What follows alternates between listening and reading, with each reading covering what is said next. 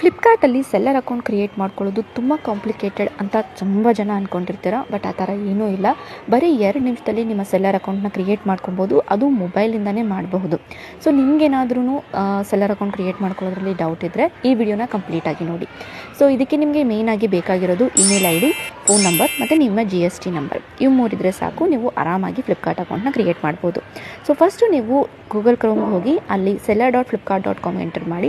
ಅಲ್ಲಿ start selling ಅಂತ button ಇರುತ್ತೆ, ಆ ಬಟನ್ನ ಕ್ಲಿಕ್ ಮಾಡ್ಕೊಳ್ಳಿ. ಸೊ ಫಸ್ಟ್ ಪೇಜಲ್ಲಿ ನಿಮ್ಮ ಇಮೇಲ್, ಮೊಬೈಲ್ ನಂಬರ್ ಎಂಟ್ರ್ ಮಾಡಿ ಅದನ್ನು ವೆರಿಫೈ ಮಾಡ್ಕೊಳ್ಳಿ OTP ಮುಖಾಂತರ. ಅದಾದಮೇಲೆ ಒಂದು ಪಾಸ್ವರ್ಡ್ ಕ್ರಿಯೇಟ್ ಮಾಡ್ಕೊಳ್ಳಿ ನಿಮ್ಮ ಅಕೌಂಟ್ಗೆ.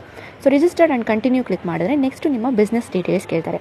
ಈ ಬಿಸ್ನೆಸ್ ಡೀಟೇಲ್ಸಲ್ಲಿ ನಿಮ್ಮ GST ನಂಬರ್, ಈ GST ನಂಬರ್ ಎಂಟ್ರ್ ಮಾಡಿ ವೆರಿಫೈ GST ಅಂತ ಇರುತ್ತೆ. ಕ್ಲಿಕ್ ಮಾಡಿದ್ರೆ ಅಲ್ಲಿ ನೀವು GST ಮಾಡಿಸೋ ಟೈಮಲ್ಲಿ ಯಾವ ಒಂದು ನಂಬರ್, ಫೋನ್ ನಂಬರ್ ಮತ್ತು ಇಮೇಲ್ ID ಕೊಟ್ಟಿರ್ತೀರಾ, ಅದಕ್ಕೆ OTP ಬಂದಿರುತ್ತೆ. ಆ OTPನ ನೀವು ಇಲ್ಲಿ ಎಂಟ್ರ್ ಮಾಡಿ GSTನ ವೆರಿಫೈ ಮಾಡ್ಕೊಬೋದು. ಮತ್ತು ಇನ್ನೊಂದು ಇದರಲ್ಲಿ ನೀವೇನಾದರೂ ನಿಮ್ಮ GST ಪೋರ್ಟಲಲ್ಲಿ API ಆ್ಯಕ್ಸಸ್ನ ಏನಾದರೂ ಬ್ಲಾಕ್ ಮಾಡಿದರೆ ನಿಮಗೆ OTP ಬರೋದಿಲ್ಲ. ಸೊ ನಿಮ್ಮ CA ಹತ್ರ ಅದನ್ನು ಚೆಕ್ ಮಾಡಿಕೊಂಡು ಆಮೇಲೆ OTPಗೆ ರಿಕ್ವೆಸ್ಟ್ ಕೊಡಿ. ಅದಾದಮೇಲೆ ಒಂದು GST ವೆರಿಫೈ ಅದಾದಮೇಲೆ ಡ್ರಾ ಸಿಗ್ನೇಚರ್ ಅಥವಾ ಚೂಸ್ ಸಿಗ್ನೇಚರ್ ಅಂತ ಇರುತ್ತೆ.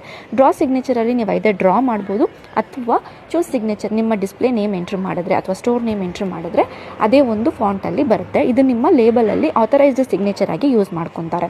ಇನ್ನು ನೆಕ್ಸ್ಟ್ ಬಂದು ಸ್ಟೋರ್ ಮತ್ತು ಪಿಕಪ್ ID.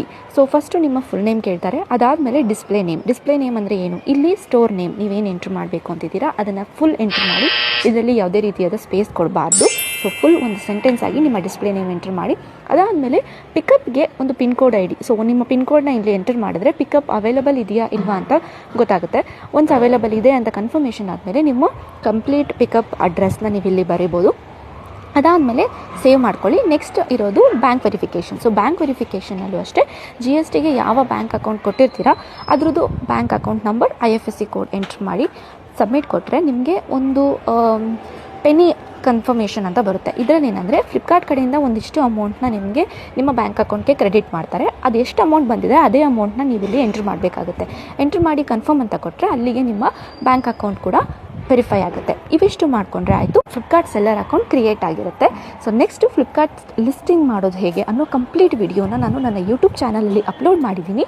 ನೀವು ಆ ವಿಡಿಯೋನ ನೋಡ್ಬೋದು. ಹಾಗೆ ಇದರಲ್ಲಿ ನಿಮ್ಗೆ ಏನಾದರೂ ಡೌಟ್ ಇದ್ದರೆ ನೀವು ಕಮೆಂಟ್ ಮಾಡಿ ತಿಳಿಸಿ, ಇಲ್ಲ DM ಮಾಡಿ ತಿಳಿಸಿ ಫ್ಲಿಪ್ಕಾರ್ಟ್ ಅಕೌಂಟ್ ಹೇಗೆ ಕ್ರಿಯೇಟ್ ಮಾಡೋದು ಅಂತ ನಾನು ನಿಮಗೆ ಹೆಲ್ಪ್ ಮಾಡ್ತೀನಿ.